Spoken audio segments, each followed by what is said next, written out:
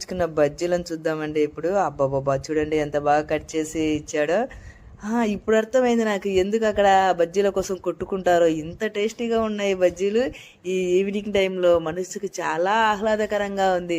ఇంకా తినాలనిపిస్తుంది కానీ గ్యాస్ట్రిక్ ప్రాబ్లం ఉందండి. ఇంకా చాలు, ఇంతకంటే ఎక్కువ తిన్నానంటే ఇంకా నైట్ నాకు నిద్ర కూడా పట్టదు. మా చిన్నోడు చూడండి, వీడికి తుత్తర ఎక్కువ. కొద్దిసేపు ఆగి తినరా అంటే వేడి వేడి నోట్లో పెట్టుకున్నాడు. అబ్బాబాబా హా అంటున్నాడు. వీడు ఆవేశపరుడండి.